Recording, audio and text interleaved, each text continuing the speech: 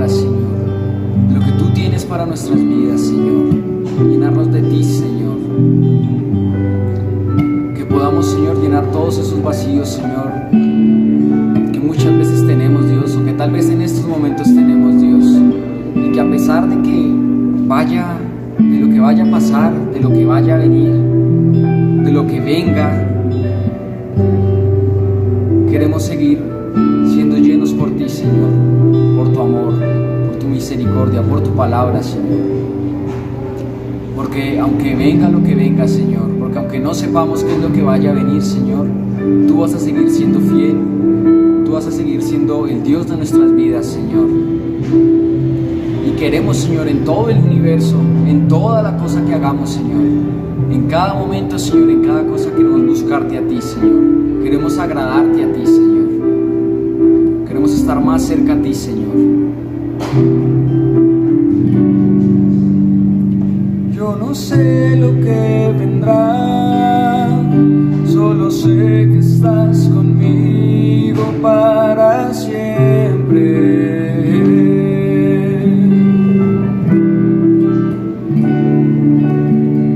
Nada me separará de tu amor que me acompaña eternamente.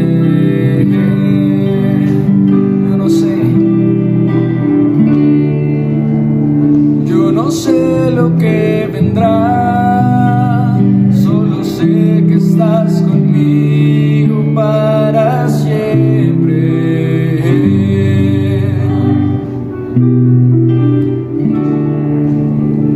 Nada me separará de tu amor que me acompaña eternamente.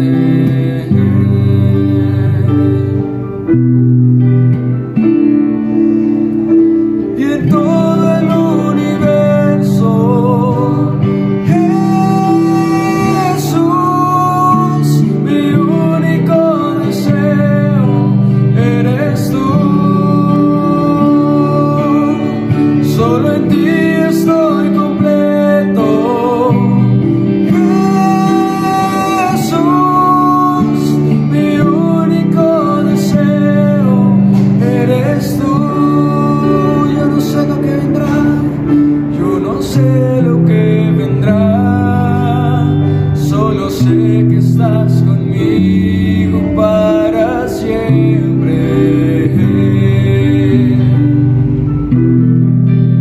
Separará, Señor, nada me separará de tu amor que me acompaña eternamente.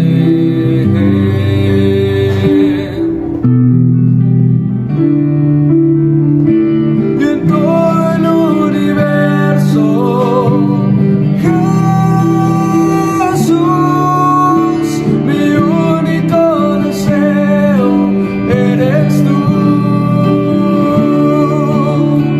Solo en ti estoy completo,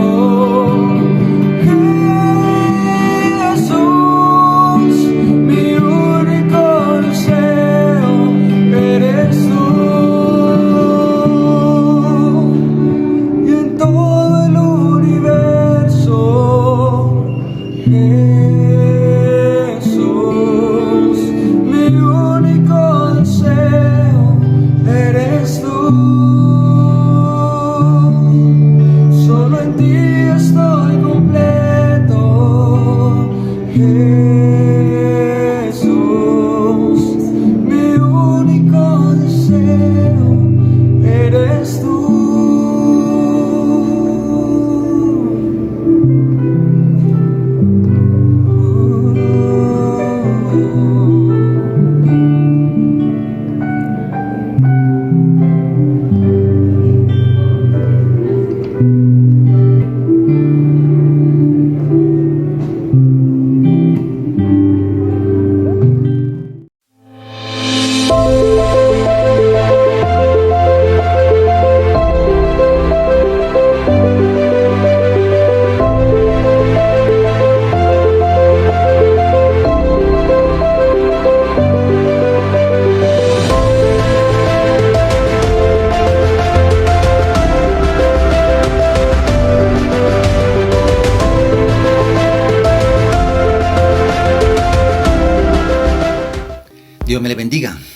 iglesia, en esta mañana damos gracias al Señor una más que nos podamos encontrar.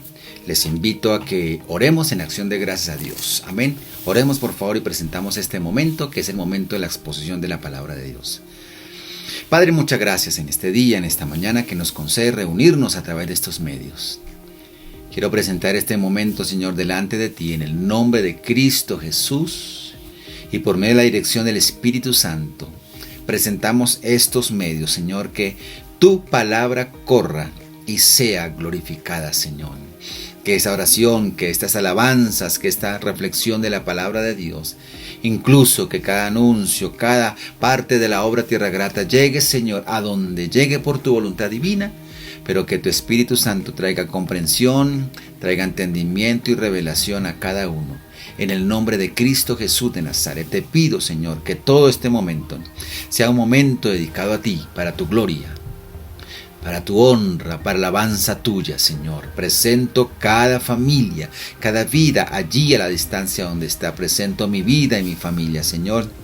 Y nos unimos en la fe y te damos gracias, Señor, por permitirnos adorarte, glorificarte, servirte, precioso Señor, porque es un privilegio maravilloso, Señor. Gracias. Este momento delante de ti, que la soberanía de Dios, que la dirección de Dios, que esté sobre cada uno de nosotros y que el Espíritu Santo con nosotros en el hogar, allí a la distancia donde estamos, nos una en fe, en amor, en unidad.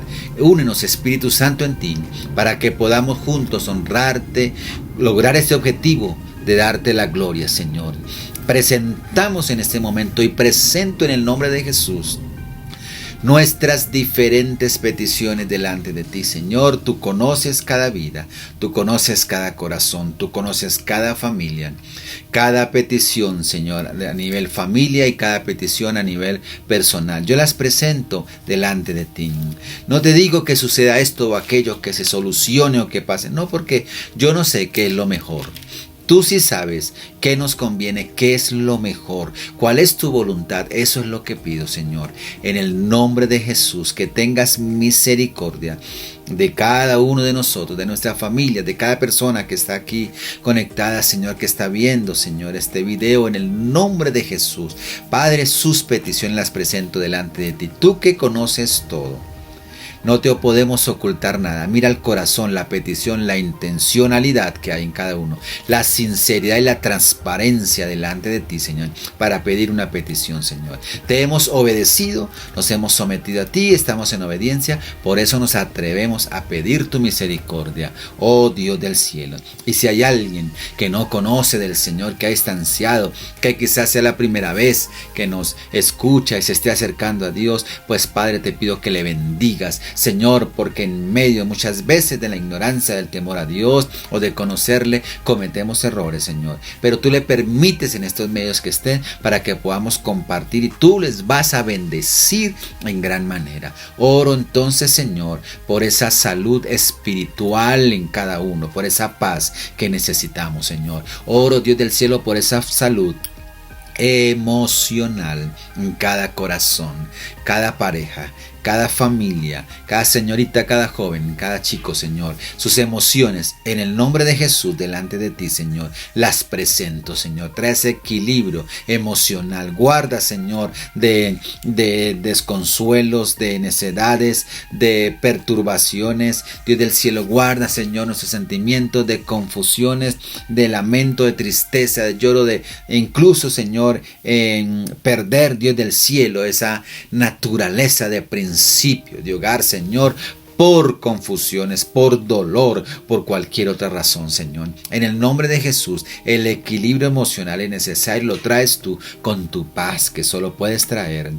Te pido esa salud también física por aquellos hermanos que están enfermos, los que nos escuchan y los que también piden por sus familiares o amigos que están quizás en una clínica, Señor. Quizás están en casa, pero están en cama. Oh Dios del cielo, cualquier sea el nombre de la enfermedad, cualquiera sea, Señor, ese nombre, en el nombre de Jesús, yo lo presento delante de ti. Nombre que es sobre todo nombre, Señor del cielo. Si por medio de la enfermedad tú traes enseñanzas, por medio de la enfermedad tú traes propósitos hermosos, te pido que se cumplan, Señor. Pero te pido sobre todo que guardes la fe de cada uno de mis hermanos y amigos que escuchan, Señor. Los que están pidiendo esa sanidad física para sus cuerpos, Señor. Oh Padre querido, tu mano es una mano de sanidad. Tu nombre es sanidad. Llevaste nuestras enfermedades y nuestro dolor. Por las llagas de Jesucristo hemos sido curados, hemos sido sanados. En el nombre de Jesús proclamamos la misericordia de Dios, la sanidad sobre nuestros cuerpos, sobre esa petición que hay ahí de aquella persona, en el nombre de Jesús, por sí mismo o por su familiar, por su amigo que está ahí o que está en un hospital, Señor, que no nos puede escuchar ahora, pero desde acá nos unimos a todas las personas que estamos orando, que están en hospitales por las diferentes enfermedades. Que tu mano de misericordia esté, Señor, sobre cada uno de ellos. Tráenos comprensión a diferentes situaciones y haznos sabios, Señor, sabios a comprender cada día, y que traigamos al corazón sabiduría, como lo dice tu palabra. Trae paz, Señor, porque yo sé que tú traes esa paz a nuestro corazón.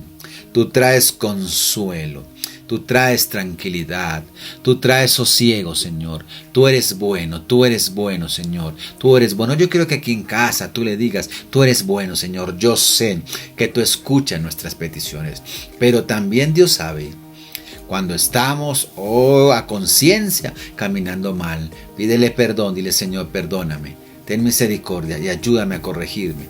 Primero lo primero, Señor, y luego te pido por toda tu bendición.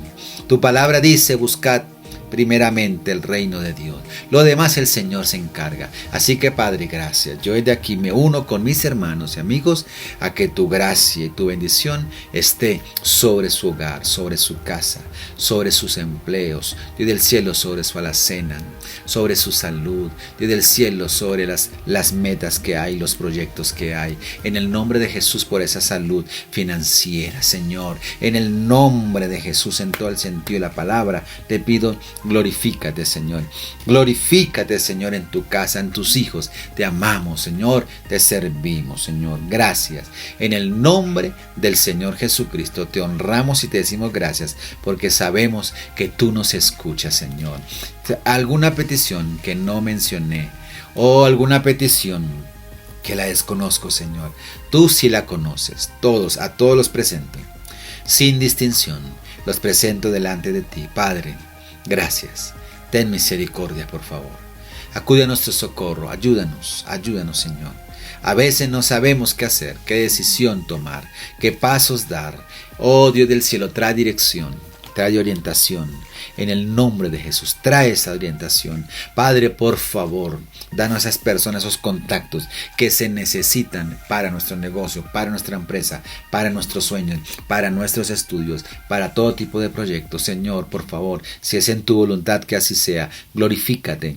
Nada puede detener tus bendiciones para tu iglesia, Señor. Tu palabra dice que tus pensamientos son de bien. Claro, primordialmente, esencialmente, nuestra salvación, nuestra redención, tu perdón, tu abrigo, Señor, y tu protección divina. En el nombre de Jesús te pido, preciosos y poderosos ángeles, para nuestros hogares, en nuestras casas, en nuestras familias, en nuestra salida, en nuestra entrada. Guárdanos, Padre, te lo pedimos en el nombre de Jesús. Gracias, Señor, te damos por toda la familia Tierra Grata, en el nombre de Jesús. Gracias, Señor, por el lugar, el templo, el lugar que se está preparando para que pronto nos podamos reunir. Padre, gracias por este lugar. Ha sido una bendición grande tuya. Y gracias por aquellos hermanos que han bendecido tu obra. Los bendecimos de manera especial en el nombre de Jesús, por su integridad y por su amor a tu obra, Señor, por amor a ti. Gracias por cada uno, gracias por cada uno, en el nombre de Jesús. Ahora presento tu palabra. Trae, Señor, en esta mañana esa claridad para muchas personas en estos temas que tratamos, Señor, y que la palabra sea edificante para nosotros, como lo es, porque tu palabra es vida, es eficaz.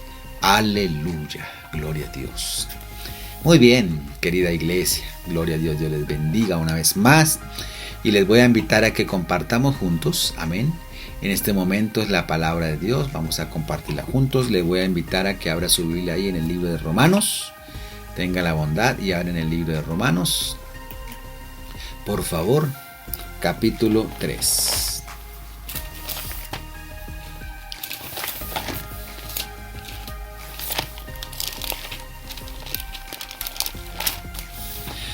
Romanos capítulo 3, y quiero leer este versículo, el versículo 23. Quiero hablarles hoy, atención, acerca de la doctrina del pecado. La doctrina del pecado, la enseñanza del pecado, acerca de cómo la iglesia cree. Por supuesto, ese tema es muy extenso. Simplemente quiero darle un área, una parte de lo que consideramos en esta doctrina, la enseñanza acerca del pecado. Dice la palabra de Dios en Romanos 3:23, si usted lo puede corroborar en su Biblia, confirmarlo, vamos a leerlo. Dice el versículo de la siguiente manera: por cuanto todos pecaron. O sea, ¿de quién está hablando? De todos nosotros. Por cuanto todos pecaron y están destituidos de la gloria de Dios. Lo podríamos leer de otra manera. Podríamos decir, por cuanto todos pecamos, razón hay para estar destituidos de la gloria de Dios. Bien, está escrito, Romanos 3:23, es una gran verdad, es una gran realidad, todos pecamos. Cuando digo todos, es todos. No hay un ser puro y recto sobre la tierra. No lo hay, ni por más que usted y yo lo idealicemos o lo queramos glorificar o hagamos el esfuerzo por como quiera usted ver a esa persona, a ese hombre o esa mujer. En la tierra no ha habido ni hay un justo, un puro y un santo. Solamente Jesús, el Señor, el Hijo de Dios. Justo no hay sino uno. Por cuanto todos pecamos, estamos destituidos de la gloria de Dios.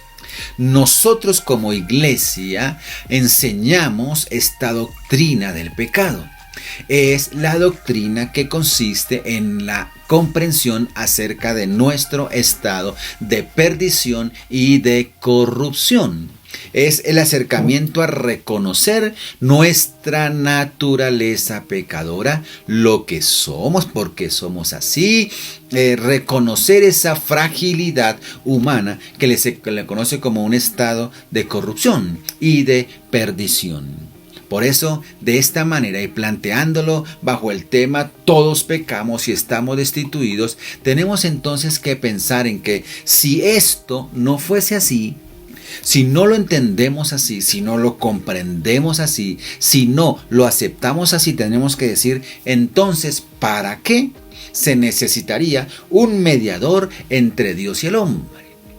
La Biblia dice en Timoteo que solo hay un Dios y un mediador entre Dios y los hombres, Jesucristo, hombre. ¿Para qué? ¿Para qué un mediador? ¿Para qué se necesitaría un mediador si no hay alguien que esté en estado de corrupción o en estado de perdición? Si hay alguien que no reconoce su naturaleza pecadora. Si no hay esto, ¿para qué un Salvador? Ahora, ¿por qué llamamos a nuestro Señor Salvador? Jesucristo nuestro Salvador, Jesucristo nuestro mediador. ¿Por qué lo llamamos así? Mediador, porque necesitamos que Jesús sea el que intervenga entre Dios y la humanidad. Él es el que murió en la cruz del Calvario, el que trajo reconciliación con Dios, entre Dios y la humanidad. Porque Dios siempre con sus brazos abiertos, pero el hombre en tendencia al pecado se ha alejado de Dios y no hemos querido reconocer nuestro estado de perdición y no hemos podido acercarnos a Dios y hemos hecho una ruptura de la comunión que teníamos inicialmente con Dios en perfección. Entonces, el mediador se llama Jesucristo. No hay más. La Biblia lo dice. No hay otro mediador entre Dios y los hombres. Solo Jesucristo. No hay más. Tengo que decirlo de esta manera clara. No hay santo que valga, porque lo que Dios no quiere, dice un dicho, santo no puede. Por eso léalo usted en 2 Timoteo 2:5, solo hay un Dios y un mediador entre Dios y los hombres, Jesucristo hombre, escrito está. Por lo tanto, cuando nosotros decimos ¿para qué un Salvador? ¿Por qué llamamos a Jesús Salvador? ¿Por qué lo llamamos Salvador? Lo llamamos Salvador porque necesitamos que nos salve de esta situación de perdición. Ahora, si no reconocemos esto, entonces tenemos que pensar lo siguiente. Si no reconocemos un estado de esclavitud bajo el pecado, ¿no? Como lo quiera llamar usted, alguien dijo, ay Diosito lindo, pero es que la gente sí habla cosas que es que un diablo, ¿quién va a decir que el diablo existe? Y otra persona responde, a ver un momentico, si hablamos de Dios es porque entonces también existe un diablo, y si hablamos de diablo entonces porque también existe un Dios, y si hablamos de bien es porque existe un mal, y si hablamos de luz es porque hay oscuridad, y se empiezan a hacer reflexiones al respecto. Este asunto de fe, este asunto de creer en el Señor, nuestro Dios, Padre, Hijo, Espíritu Santo, un solo Dios verdadero, tenemos que comprender lo siguiente. Hay una gran realidad que está el reino de Dios y el reino de las tinieblas, que lo llamamos así, que es en contra de Dios. Por supuesto, un reino vencido frente a Jesucristo, que le venció por medio de la cruz del Calvario, un sacrificio perfecto.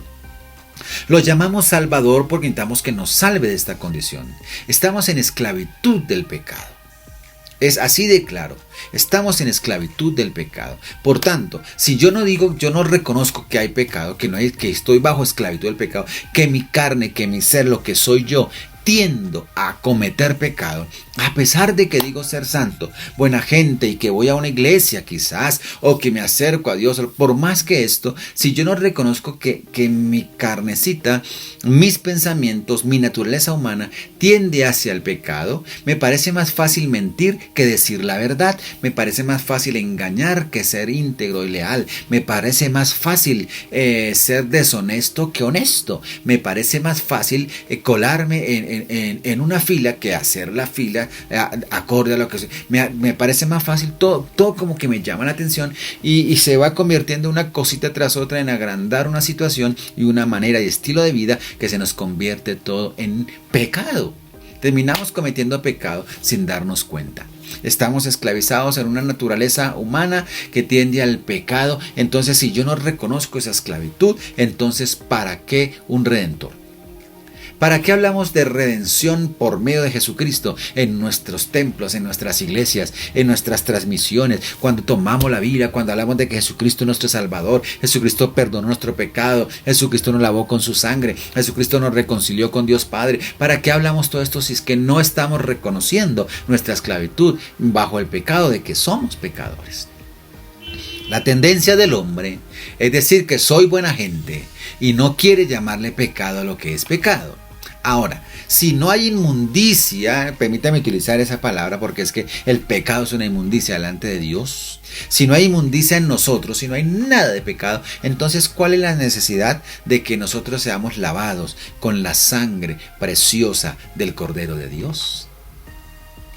Porque se habla acerca de que la sangre de Jesucristo nos limpia de todo pecado, que somos lavados por la sagrada palabra de Dios. La palabra de Dios nos limpia, nos hace limpio, nos lava, etcétera. Tantos mensajes en la palabra de Dios que hablan de la necesidad de ser lavados y limpios por la palabra, lavados por la sangre del Cordero de Dios. Pero a la vez que pedimos ser limpios, a la vez no reconocemos la inmundicia que hay en nosotros.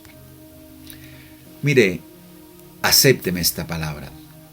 Yo no digo que usted sea un inmundo, que usted no merezca perdón de Dios, o que yo no estoy hablando eso porque me estaría yo mismo condenando. Yo no estoy refiriéndome a eso. Estoy diciendo que usted y yo necesitamos de un Salvador porque el pecado sí es una inmundicia delante de Dios. Entonces, si yo cometo pecado, estoy cometiendo inmundicias. Hay inmundicia en mí que me pone una barrera y me separa de Dios. Entonces, ¿por qué tanto habla la Biblia de la necesidad de ser lavados por la palabra, lavados por la sangre del Cordero? Ahora, si no hay necesidad espiritual, por ejemplo, si no hay esa necesidad espiritual, entonces podríamos preguntarnos, ¿para qué? ¿Para qué entonces pedimos la guía, la dirección y la consolación del Espíritu Santo? La persona divina del Espíritu Santo está con nosotros y está en nosotros. Cuando recibimos a Jesucristo como nuestro Señor y Salvador, el Espíritu Santo viene a nosotros y habita en nosotros y con nosotros, y venimos a hacer bendición en nuestras familias.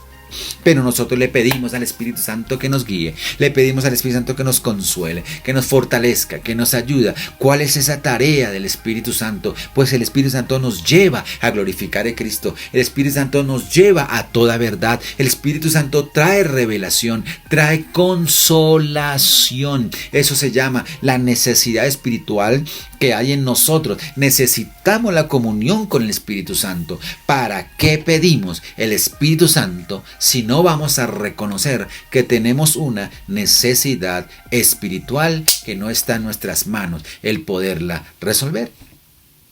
Ahora, si no creemos que nacimos en pecado, no es que yo nací, yo soy puro y soy santo y soy el mejor de todos, soy buena gente. Entonces, si yo no nací en pecado, la pregunta es, ¿para qué un nuevo nacimiento?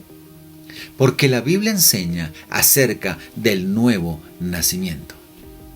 Nuevo nacimiento. ¿Recuerdan cuando Nicodemo, qué tengo que hacer para ser salvo? Y es necesario que nazca de nuevo. Jesucristo le dijo, cuando la gran pregunta, ¿cómo puedo nacer de nuevo? Estamos hablando de una regeneración, de aceptar a Jesucristo, de reconocer que sí, tenemos naturaleza pecadora y que necesitamos ahora aceptar a Cristo y recibir un nuevo nacimiento espiritual donde podamos someternos a Dios y aprender de Dios y entrar en comunión con Dios, amar su palabra, leerla, escudriñarla y obedecerla.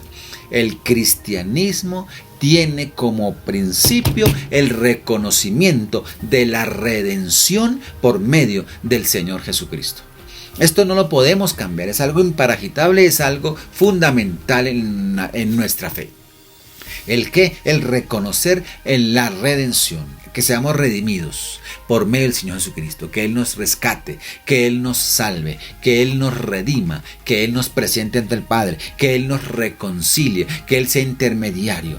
O sea, por tanto, podemos decir que el punto de vista bíblico concerniente pues a la naturaleza del pecado es fundamental. Ese es un punto de vista bíblico, no puede pasar de moda y no podemos escuchar mensajes actuales que dizque bíblicos, pero que ya no le quieren llamar pecado a lo que es pecado, sino quieren cambiarle el nombrecito. No, la Biblia le llama pecado. Es un punto de vista bíblico, una doctrina básica fundamental de la naturaleza del pecado, como lo leímos al principio. Por cuanto todos pecamos, estamos destituidos de la gloria de Dios. Ese es el planteamiento que da la Sagrada Escritura.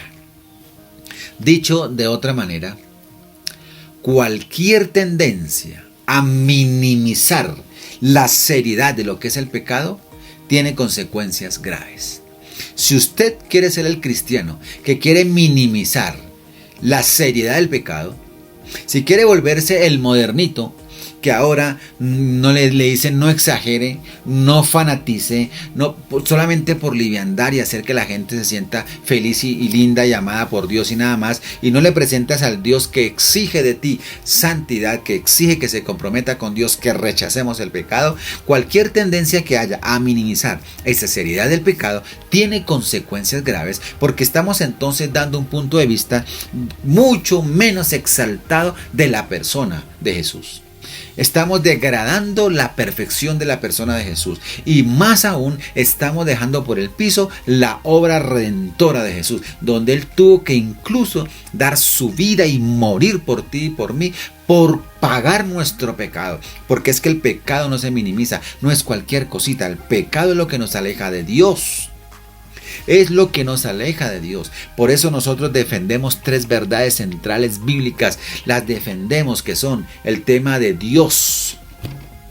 Dios santo, puro, perfecto, único Dios. El pecado, como estamos viendo algo, y la redención, que es la manera en que nos reconcilia, el Señor Jesucristo con el Padre. Entonces, demos aquí una definición de lo que es pecado. ¿Cómo podríamos comprender más el pecado? ¿Le interesa una definición de pecado? Bueno, entonces, en un momento las vamos a tratar. Buenos días, mis hermanos de la Iglesia Tierra Grata. Hoy los estoy invitando a que por favor se pongan sobre sus pies y vamos a alabar al Señor con alegría.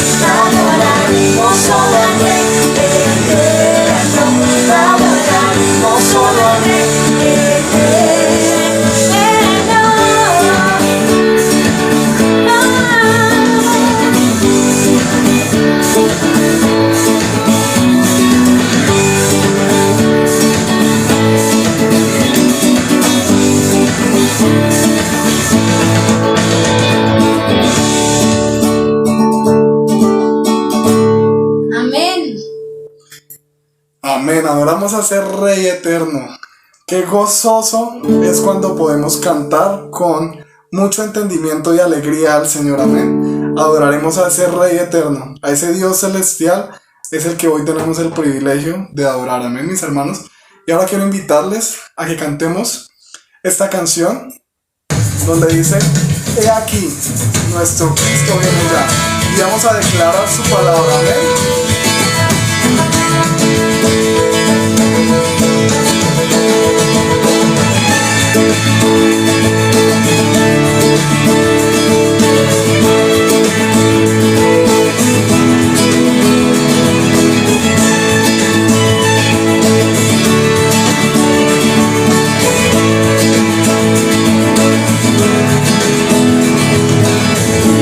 Son estos de Elías, declaran palabra de Dios, y días también de Moisés, tu siervo, justicia reinando otra vez. Y aunque libremos batallas, hambruna, carencia y dolor, aún se oye en el desierto, llama, prepara el camino al Señor.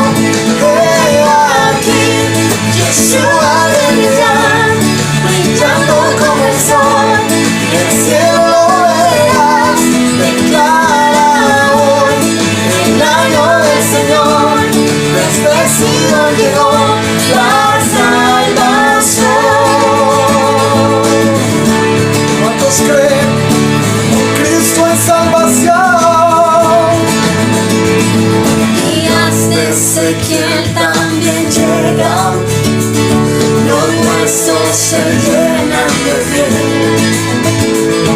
Y días también de David, tu siervo, tu pueblo te alaba, no cree.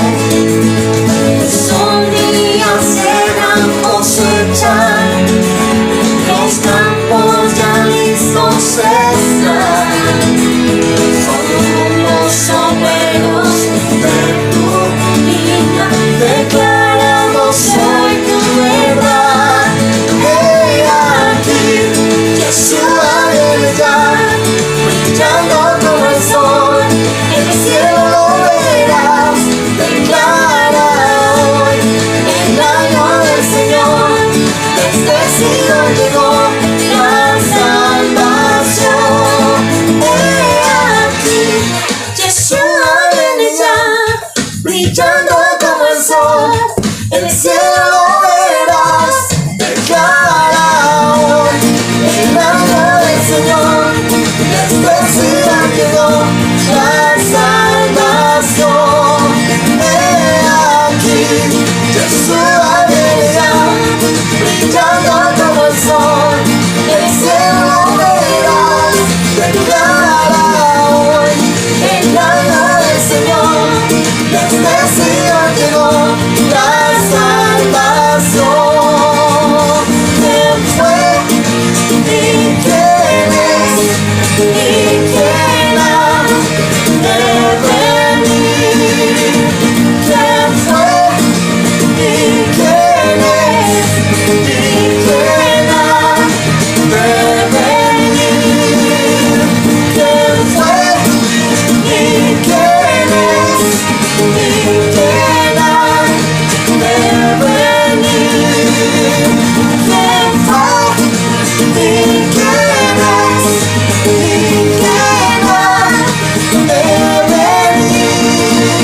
¿Quién fue y quién es y quién ha de venir? ¿Quién fue y quién es y quién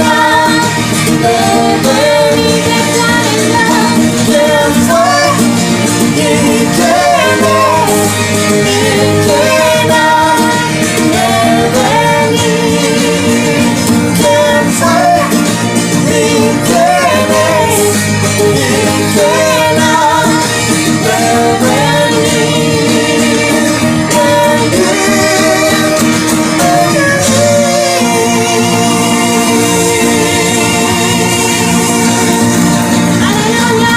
Gracias, Señor.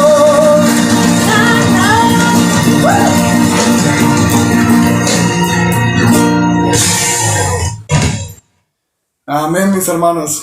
El Señor vendrá por su iglesia, amén. Y con ese gozo cantamos porque sabemos que hay una esperanza allí en el cielo. Dios los bendiga, mis hermanos. Ha sido un gusto cantar para el Señor con toda la compañía de la Iglesia Tierra Grata. Un abrazo, bendiciones. Muy bien. Continuemos diciendo definiciones de pecado. ¿Cómo podríamos nosotros definir de alguna manera el pecado para una mejor comprensión? El definir el pecado es algo sencillo y contundente a la vez. Si nosotros lo tomamos como acabo de decir, no minimicemos en ningún momento la doctrina del pecado. Podemos entender el pecado como un acto o un estado. Atención, puede ser un acto o un estado ya. Significa una desviación del fin o una desviación del modo señalado por Dios. Por Dios. Por ejemplo, Juan Wesley, él dice que el pecado, o dijo Juan Wesley, el pecado es una transgresión voluntaria de una ley conocida. Transgresión voluntaria de una ley conocida. ¿Qué dijo el Dr. Raymond? La idea primaria designada por el término pecado en las Escrituras es la falta de conformidad a la ley de Dios. Es una transgresión de la ley. El hacer aquello que es prohibido o el dejar de hacer aquello que es requerido. Vean lo importante aquí. En un sentido secundario, el término se aplica al carácter, no a lo que uno hace o deja de hacer. No, es al carácter directamente. La idea de Raymond es llevarlo un poco más allá, de acuerdo a la Escritura, que es la falta de estar conforme a la ley de Dios. Es una transgresión contra la ley. El hacer algo que no se debe hacer o dejar de hacer lo que se requiere hacer también es pecado. Usted sabe que tiene que cumplir con algo y no lo hace. El que sabe hacer lo bueno y no lo hace, le es pecado.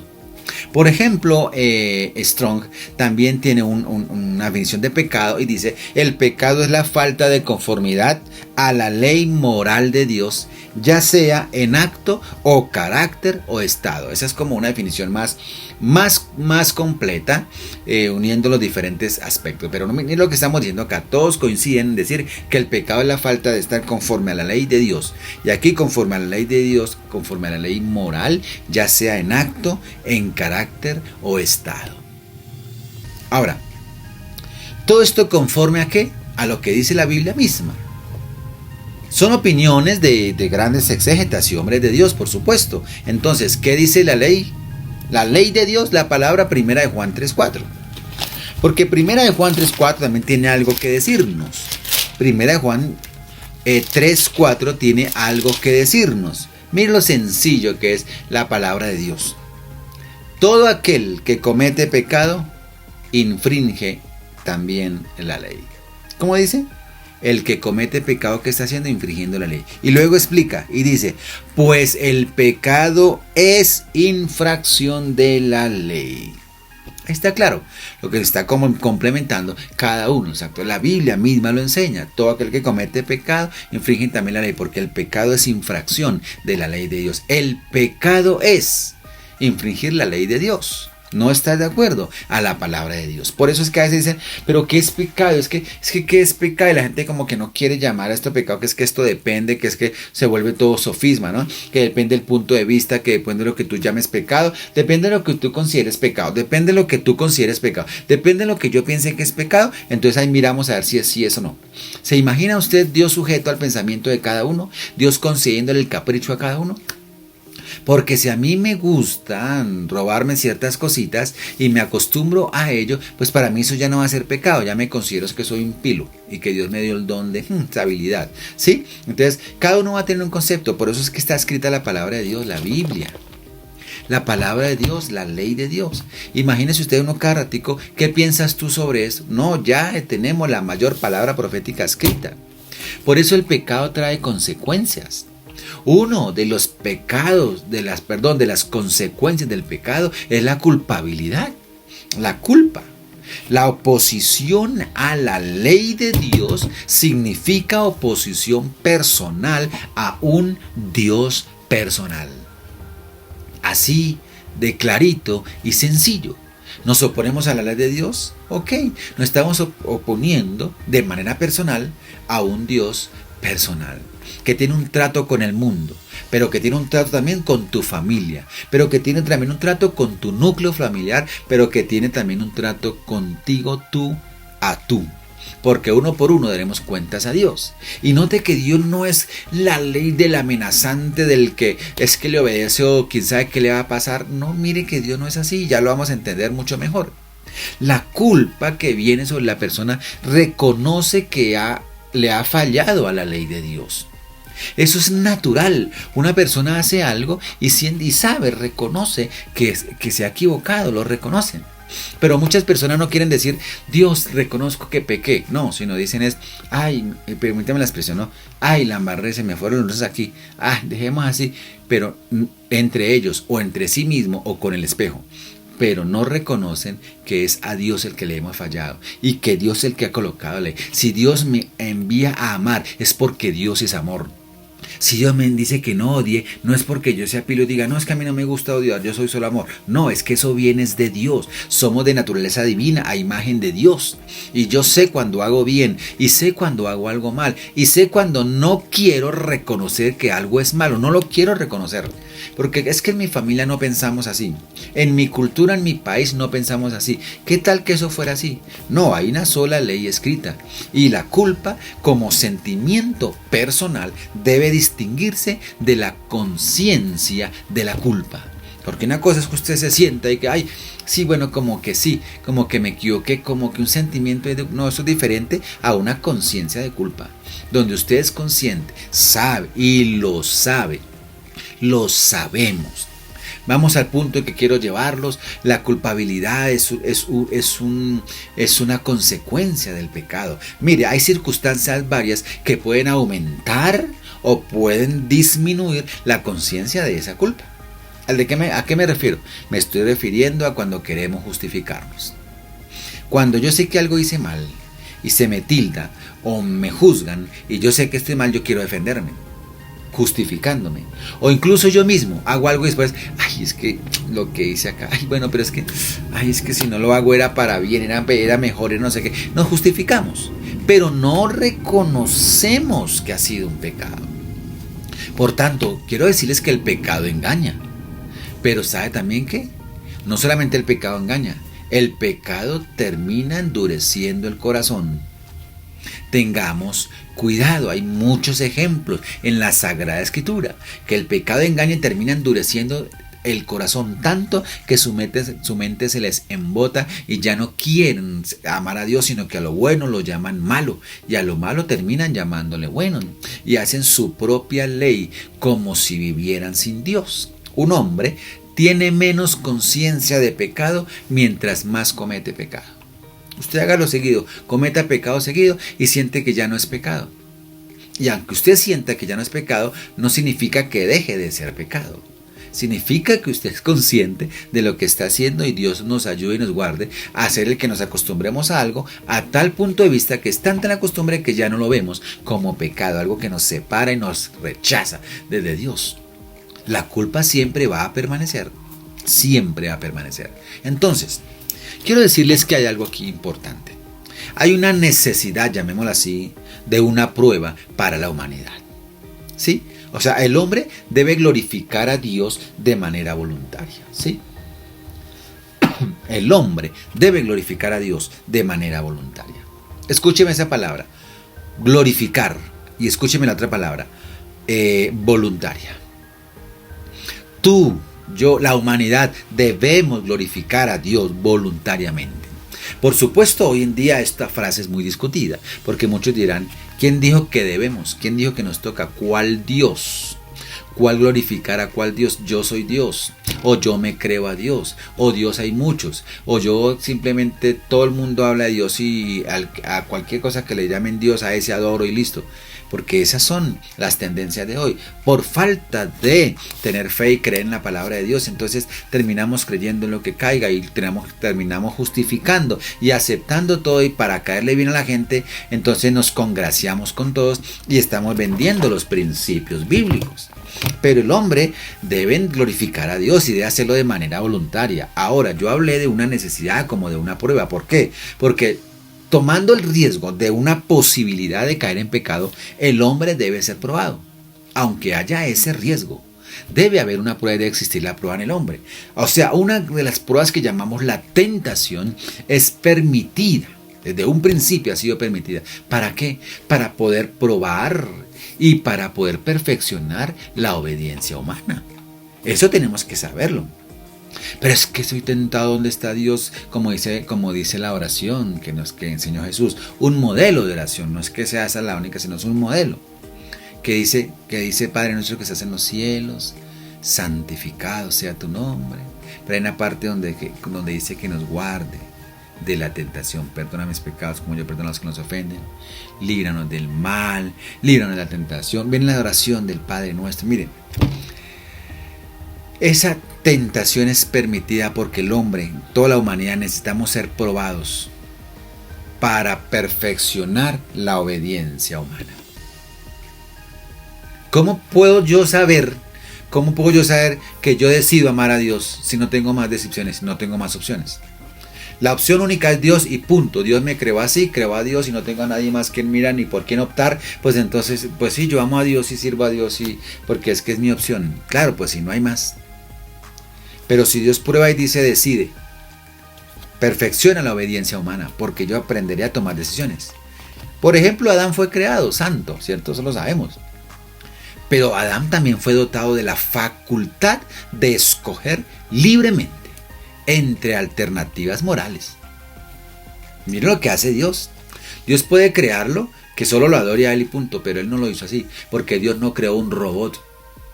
Dios creó fue un hombre, una mujer. Dios creó la humanidad, un ser vivo, libre, y lo creó santo y perfecto, pero con la facultad de escoger entre alternativas morales. Porque ¿cómo va a saber Dios que Él lo quiere adorar voluntariamente? La voluntad de Adán era santa, era inclinada hacia lo recto, pero sin embargo él tenía ese poder, el de cambiar su curso. O sea, teniendo que esto el resultado, el único resultado que puede tener aquí, ¿cuál es? El de su determinación. No fue como él dijo, ¿qué pasó Adán? ¿Dónde está? Ah, no, Señor, la mujer que me diste. ¿Qué pasó Eva? Ah, no, es que la serpiente me... No, cada uno le dice, siempre nos vamos a justificar y vamos a hablar de alguien. Pero la verdad es que el resultado único es la de la propia determinación, nuestra propia decisión. No hay otra. Tenemos que entenderlo. Debemos comprender que Dios ha creado al hombre como un agente moral libre. Libre, para que cuando lleguemos al cielo no haya alguien en el cielo que diga, pues, ¿cómo estás? ¿Feliz de llegar al cielo? Pues sí, no había más que escoger, me tocó el cielo. No, así no son las cosas. No es que estoy aquí en perdición y ya no veré a Dios más porque me perdí. ¿Por qué está aquí? No había más opciones. No, tampoco. Dios ha colocado los caminos, escogeos hoy a quien servir. El hombre tiene esa capacidad para la acción moral. Ahora, esta capacidad de acción moral, de tomar una determinación, una decisión, exige y demanda una ley. Por supuesto, tiene que haber una ley. Entonces, para tomar determinaciones, esta ley la puede desobedecer o la puedes obedecer. El individuo lo puede hacer, obedecerla o desobedecerla, ¿cierto? Y en este caso, la ley de Dios. Como el jardín del Edén allí, el fruto del árbol, recuerdan que puede comer de todo lo que quiera, mire, todo, pero de este no. Que lo llaman el árbol prohibido, del fruto prohibido. Pues ese árbol de fruto, esa figura que se hace ahí literaria para explicar desde un principio cómo allí en el jardín del Edén el fruto del árbol prohibido servía para recordarle al hombre que algunas cosas podrían hacerse y entre tanto que otras no. Ve la figura, la enseñanza, ahí no, como lo dijo el apóstol Pablo más adelante, todo me es lícito, pero no todo me conviene. Ahora, esto coloca al hombre bajo una necesidad increíble, y es la necesidad de ejercitarse de manera constante. ¿En qué? En decisiones sabias. Hay que aprender a tomar decisiones sabias. Eso se necesita ejercitar eso. ¿Cómo lo va a hacer? Pues decidiendo, escogiendo. Y cada acción determinará su carácter. Yo no quiero extender más el tema del pecado, porque por supuesto ustedes entenderán, cada palabra dicha tiene mucho de qué decir. Pero yo voy a lo siguiente. No le cambiemos el nombre a las cosas. Como creyentes y como iglesia en Cristo, en este caso nosotros como parte de la iglesia en el mundo, Tierra Grata sigue predicando el mensaje de Dios, donde dice: el pecado es pecado y es la infracción de la ley de Dios. Es errar el blanco, es no caminar de acuerdo a la voluntad de Dios, es no aceptar la dirección divina, es no reconocer su palabra, es infringir esa ley divina, porque todo lo que hagamos en contra de esa ley divina es errar, como lo leímos anteriormente, porque el que peca infringe la ley de Dios, porque eso es el pecado, infringir la ley de Dios, lo leímos. Entonces, yo quiero decir algo. ¿Qué es lo importante de esta enseñanza? Lo importante no es que si usted peca o que si no peca. Es un poquito más allá. Lo importante es que en Romanos 5:8 la Biblia dice: mas Dios muestra su amor para con nosotros en que, siendo aún pecadores, Cristo murió por nosotros. Ese es el mensaje más hermoso de la Sagrada Escritura. El mensaje no es como un dedo acusador que te dice: tú eres pecador y estás destituido de la gloria de Dios. No, ese no es todo el mensaje. Es una parte del mensaje, porque la Biblia no nos miente y nos dice la verdad cómo son las cosas. Pero también nos dice que a pesar de que aún somos pecadores, Cristo murió por nosotros. Romanos 5:8. En Primera de Juan, capítulo 1, el versículo 8. Primera Juan capítulo 1, versículo 8. Es un versículo conocido, pero miren lo que dice tan hermoso ahí. Primera de Juan 1. Si usted lo tiene, confirma conmigo en la palabra de Dios ahí. Primera de Juan capítulo 1. Igual el versículo 8 y 9, que dice así. 8 y 9. Dice así: si decimos que no tenemos pecado, nos engañamos a nosotros mismos. No, es que yo no cometo pecado.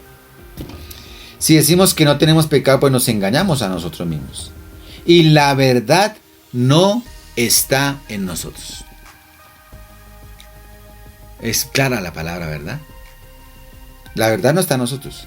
Si confesamos nuestros pecados, Él es fiel y justo para perdonar nuestros pecados y limpiarnos de toda maldad. Primera de Juan 8 y 9. Del capítulo 1, versículo 8 y 9. Ahí está escrito. Como siempre digo, no me crean en mi palabra. Crean la palabra de Dios. Si decimos que no tenemos pecado, pues nos vamos a engañar a nosotros mismos. Y la verdad no va a estar en nosotros. Pero si nosotros reconocemos eso, sabemos que somos pecadores y los confesamos, ¿pero ante quién? No ante otra persona que es igual a nosotros, no, nos confesamos ante Dios. Padre, perdóname, he cometido pecado, lo reconozco, soy consciente, no solamente una emoción ahí, una emocionalidad de que, ay, sí, yo como que la amarré, no, que soy consciente que he pecado y fallado contra Él, le pido perdón, confieso mi pecado, dice ahí el versículo: Él es fiel y justo para perdonar nuestros pecados y limpiarnos de toda maldad. El Evangelio de Juan, el capítulo 3, el versículo 16 y 17 son hermosos. Juan 3, 16, un versículo conocido, lo llaman la síntesis de la Biblia.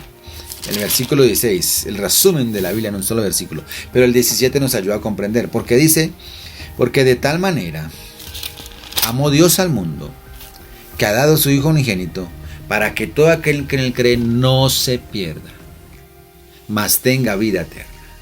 Y mira lo que dice el versículo 17: porque no envió Dios a su Hijo al mundo para condenar al mundo, sino para que el mundo sea salvo por él. Yo no te estoy predicando un Jesús que te restriega el pecado, que te hace condenar y que te dice que está destituido de la gloria de Dios y se va. No, yo no te predico ese.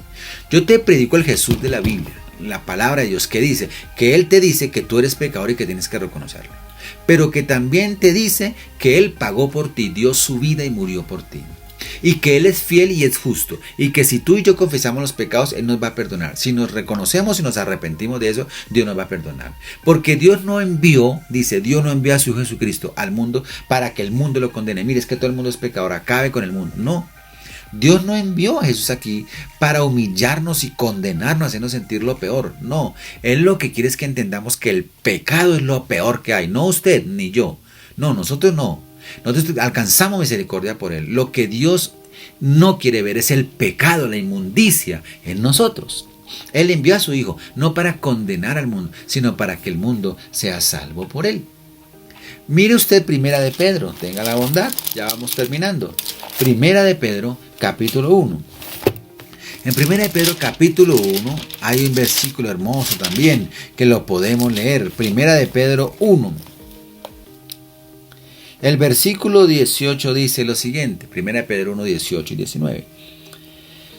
Sabiendo que fuisteis rescatados de vuestra vana manera de vivir, sabiendo que fuisteis rescatados. Mira lo que hizo Jesús, nos rescató. Fuiste rescatados de vuestra vana manera de vivir, la cual recibisteis de vuestros padres, no con cosas corruptibles como oro o plata, sino con la sangre preciosa de Cristo, como de un cordero sin mancha y sin contaminación. ¿Lo entendimos? 1 Pedro 1, 18 y 19. Fuimos rescatados de esa manera pecadora de vivir. Pero ¿sabe qué? No con plata ni con oro, sino con la sangre preciosa de Jesucristo, como un cordero que se entregó en sacrificio por ti y por mí. Un cordero sin mancha, sin contaminación, una sangre pura, la única que podía ser recibida por el Padre, porque cualquier otra sangre de animales o de cualquier otro ser humano está manchada y llena de pecado y no hallará gracia delante de Dios. Pero Jesucristo lo hizo con sangre preciosa, limpia y pura, como un cordero sin mancha y sin contaminación, murió por ti. Y por esa sangre fuimos rescatados de nuestra manera vana de vivir. ¿Me has comprendido la enseñanza hoy? ¿Me has comprendido la reflexión de hoy? Quiero decirte en esta mañana que siempre, siempre, siempre, siempre, siempre en Cristo hay esperanza y hay salvación. Tampoco te presento un Jesús o un Dios como juguete, que hoy peco y vengo y le pido perdón. Peco, vengo y le pido perdón. Peco, vengo y le pido perdón. Y lo cogí como el juguete y como la risa. No, tampoco es así. Si usted ha leído en Hebreo, la Biblia en Hebreo 10 dice que si pecamos voluntariamente y desconocemos a Dios, lo que hacemos es pisotear la sangre de Cristo y así no va a haber más perdón por nuestros pecados. Lo dice Hebreo 10, lo puede leer. Entonces Jesús no nos dice mentiras, Dios no nos dice mentiras. El Espíritu Santo está con nosotros, dispuesto a ayudarnos, a consolarnos, a revelarnos, a fortalecernos y ayudarnos a vencer todo lo que conocemos como pecado. No es el punto de que, es que quiero ser santo, punto, una almita que me brille la aureola aquí y que cuando yo camine casi que levite. No estoy hablando de eso, porque es que en la tierra no hay ninguno perfecto, no lo sabemos ni lo vamos a ver. Pero Dios sí conoce cuando nosotros le amamos y nos arrepentimos de una falla y luchamos por obedecer la palabra de Dios, por amar al Señor y por servirle y por no vivir una religiosidad ahí, un cuentico de hadas, sino vivir una relación con Dios como Él quiere que la vivamos. Comprometámonos con un servicio a Dios, con una vida lo más íntegra posible. Yo no podré ser perfecto, tú no lo vas a poder ser, yo tampoco. Pero mira, Dios nos conoce cuando nos esforzamos sinceramente para obedecerle, amarle y ser íntegros delante de Él. Dios lo conoce, Él no le podemos ocultar nada. Él sabe cuando yo lo engaño y me las quiero dar de santo. Pero también Él sabe cuando yo cometí un error, pero estoy luchando con todo mi corazón para vencer el pecado. Dios lo sabe. Entonces, no se trata de que yo te juzgue o que alguien de tu familia o de tu iglesia o alguien te juzgue. No se trata de eso. El único que juzga se llama Dios. El único que conoce los corazones se llama Dios. Y lo acabamos de leer. Jesucristo dijo que cuando todos pecamos estamos destituidos de la gloria de Dios. Sí, lo leímos, pero también leímos que mirad cuál amor nos ha dado el Padre, en que siendo aún pecadores Cristo murió por nosotros. Así que lo recuerdo, Romanos 5:8, Dios muestra su amor para con nosotros, en que siendo aún pecadores, Cristo murió por nosotros. Tenemos que confesar nuestro pecado y tenemos que decirle a Jesucristo, vive en mi corazón. Vamos a orar y darle gracias a Dios en esta mañana. Si me has comprendido el mensaje, este mensaje es para personas que nunca han escuchado de Dios y hoy tienen un acercamiento a Jesús y quieren reconocerle como su Señor y Salvador. Y quiero que ores conmigo, que me acompañes y entiendas que necesitas hacer esta oración y entregarle tu corazón a Cristo. Pero si tú eres un creyente, llevas un mes, 2 meses en la iglesia, 1 año o 20 años en la iglesia, no importa, también es para ti, también es para mí. Siempre, hasta que el Señor nos llame a su presencia, debemos luchar en contra del pecado, buscar amar a Dios, servir a Dios sin pretensión alguna. ¿De acuerdo? Entonces les invito a que oremos por un momento juntos. Oremos al Señor, démosle gracias a Dios. Oremos, por favor. Padre, te doy gracias. Oh, gloria. Todos los que quieran repetir conmigo esta oración lo pueden hacer, por favor, allí. Dile, Señor, una vez más hoy, entrego mi corazón y mi vida a ti. Padre, yo quiero reconocer a Jesucristo como mi único y suficiente Salvador. Yo quiero aprender a amar a Dios. Yo quiero servirte, oh Dios. No quiero ser un religioso más. Yo no quiero ser un cristiano del montón. Quiero hacer la diferencia, amándote, sirviéndote de manera honesta e íntegra. No puedo engañarme a mí mismo ni a otros, como lo dice tu palabra, Señor. Que si yo digo que no he pecado, me engaño a mí mismo. Pero si yo lo confieso, tú eres fiel y justo para perdonar mis pecados. Perdona mi pecado porque he pecado contra el cielo, he pecado contra ti, perdónanos. Por favor, límpianos con tu palabra, con tu sangre preciosa, y que nuestro nombre, mi nombre, esté escrito en tu libro santo, para cuando tú me llames ante tu presencia, mi nombre esté escrito en ese libro de la vida. Quiero que reines en mi corazón. Te recibo como único y suficiente Salvador, Señor Jesucristo. Ayúdame a amar esta obra, Señor, a servirte. Dame entendimiento, Espíritu Santo, a comprender tus propósitos para conmigo, para con mi familia, para con tu iglesia en el mundo, Señor. Oramos por todos aquellos que niegan la gracia de Dios, la misericordia de Dios y que no te reconocen. Les bendecimos y pedimos que haya algún momento, oportunidad, que alcancen tu misericordia, Señor. Gracias. En el nombre de Jesús, amén. Padre, bendice toda familia, todo hermano que está aquí escuchando, les bendecimos. Tú, Padre Santo, traes, el único que traes la gracia, el perdón, la consolación, estás con nosotros hoy. Te pido que tu bendición hermosa esté con nosotros, en cada uno. La paz de Dios en nuestros corazones. Jesucristo en nuestra vida es la paz que necesitamos, porque Jesucristo imparte la paz, no como el mundo la da, sino una paz única, tuya, Señor. Pidiéndote perdón te pedimos. Padre, acompáñanos. Te damos toda gloria. A Dios Padre, a Dios Hijo y a Dios Espíritu Santo damos toda gloria y te decimos gracias, Señor. Gracias. Y que tu iglesia sea bendecida y que te honremos siempre. En el nombre de Cristo Jesús te doy gracias, Señor. Te doy muchas gracias, Señor. Amén y amén. Querida iglesia, una semana de bendición para cada uno de ustedes y adelante, firmes en el Señor. Un abrazo.